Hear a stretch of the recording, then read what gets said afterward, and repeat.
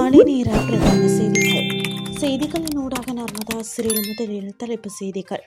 விலை அதிகரித்த போதிலும் இலங்கை பெட்ரோலிய கூட்டு தாபனத்திற்கு ஏற்பட்டுள்ள பாரிய நட்டம். இலங்கையில் தீவிரமடையும் டெங்கு. அமெரிக்காவிற்கு சொந்தமான கப்பலை தாக்கியது ஈரானின் புரட்சிகர காவல் படை. இனி விரிவான செய்திகள்.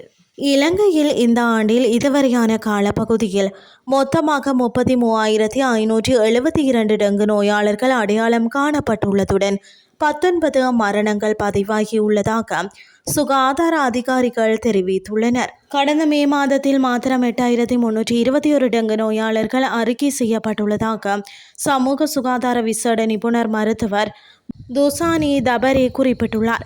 இவர்களில் பெரும்பாலானோர் கொழும்பு, கம்பகா மற்றும் குருநாகல் ஆகிய மாவட்டங்களில் இருந்தே பதிவாகியுள்ளனர்.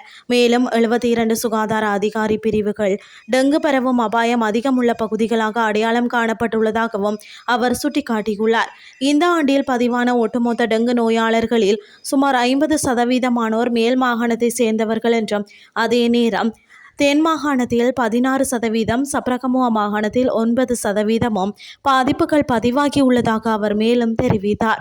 சமீபத்தில் எரிபொருள் விலை உயர்த்தப்பட்ட போதிலும் இலங்கை பெட்ரோலிய கூட்டுத்தாபனம் தற்போது விற்கப்படும் ஒவ்வொரு லிட்டர் ஆட்டோ டீசலுக்கும் ரூபாய் 129 நஷ்டத்தையும், ஒவ்வொரு லிட்டர் ஒக்டேன் 92 பெட்ரோலுக்கும் 60 ரூபாய் நஷ்டத்தையும் சந்தித்து வருவதாக பெட்ரோலிய கூட்டுத்தாபனத்தின் தலைவர் டிஜே ராஜகருணா தெரிவித்தார்.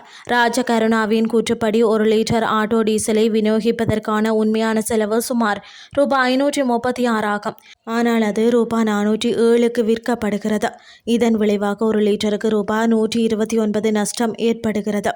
ஒரு லிட்டர் ஒக்டேன் 92 பெட்ரோலை விநியோகிக்க ஏறக்குறைய ரூபாய் 494 செலவாகிறது. ஆனால் அது ரூபாய் 434க்கு விற்கப்படுகிறது. இதன் விளைவாக ஒரு லிட்டருக்கு ரூபாய் 60 நஷ்டம் ஏற்படுகிறது என்றும் அவர் கூறினார். உயர்ந்து வரும் உலகளாவிய எண்ணெய் விலைகளின் தாக்கத்தில் இருந்து நுகர்வோரை பாதுகாக்கும் முயற்சியில் சமீபத்திய மாதங்களில் இந்த இழப்புகளில் கணிசமான பகுதியை அரசாங்கம் ஏற்றுக்கொண்டு வருவதாக சிபிசி தலைவர் தெரிவித்தார். எரிபொருள் விலை நிர்ணயத்திற்கு ஆதரவளிக்க அரசாங்கம் ரூபாய் 57 பில்லியன் ஒதுக்கியுள்ளதாகவும், ஆனால் இந்த நோக்கத்திற்காக ஒதுக்கப்பட்ட நிதி ஜூன் மாத இறுதிக்குள் தீர்ந்துவிடும் என்றும் எதிர்பார்க்கப்படுவதாகவும் அவர் குறிப்பிட்டார். உலகளாவிய எண்ணெய் விலைகளின் அதிகரிப்பும், நாட்டின் எரிபொருள் இறக்குமதி செலவில் ஏற்பட்ட உயர்வும் எரிபொருள் விலை திருத்தத்தின் தேவைக்கு காரணமாக அமைந்துள்ளன என்று ராஜகருண கூறினார். அதிக மானிய விலையில் எரிபொருளை தொடர்ந்து விற்பனை செய்வது பொருளாதாரம் மற்றும் அந்நிய செலாவணி கையிருப்பு மீது மேலும் அழுத்தத்தை ஏற்படுத்தும் என்றும் அவர் எச்சரித்தார். மேலும் முடிந்தவரை எரிபொருள் பயன்பாட்டை குறைக்குமாறும் பொதுமக்களை அவர் வலியுறுத்தினார். அதிகப்படியான எரிபொருள் பயன்பாடு ரூபாவின் மீதான அழுத்தத்தை மோசமாக்கி பரந்த பொருளாதார விளைவுகளுக்கு வழிவகுக்கும் என்றும் அவர் கூறினார். QR குறியீடு அமைப்பு மூலம் எரிபொருள் விநியோகத்தின் கண்காணிப்பை சிபிசி வலுப்படுத்தும் என்றும், தேவையான நடைமுறைகளை பின்பற்ற தவறும் எரிபொருள் நிலைய நடத்துனர்கள் மீதும் நடவடிக்கை எடுக்கும் என்றும் ராஜகருண மேலும் தெரிவித்தார். இனி வெளிநாட்டு செய்திகள். அமெரிக்காவிற்கு சொந்தமான பனாமா கொடியுடன் கூடிய MSC சரிகா V கொள்கலன் கப்பலை ஒரு குரூஸ் ஏவுகணையால் குறிவைத்து தாக்கியதாக ஈரானின் புரட்சிகர காவல் படை தெரிவித்துள்ளது. ஓமானுக்கு அருகே ஈரானிய கப்பல் ஒன்றின் மீது நடத்தப்பட்ட தாக்குதலுக்கு பதிலடியாகவே புரட்சிகர பாதுகாப்பு படை இந்த நடவடிக்கையை எடுத்துள்ளதாக ஈரானிய ஊடக செய்தி வெளியிட்டுள்ளன.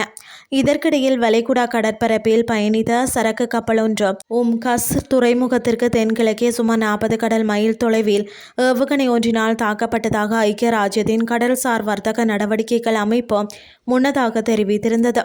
எனினும் அந்த தாக்குதலுக்கான கப்பல் எது என்பதை ஐக்கிய ராஜ்யத்தின் கடல்சார் வர்த்தக நடவடிக்கை அமைப்பு இதுவரை அதிகாரப்பூர்வமாக உறுதிப்படுத்தவில்லை என்பதும் குறிப்பிடத்தக்கது.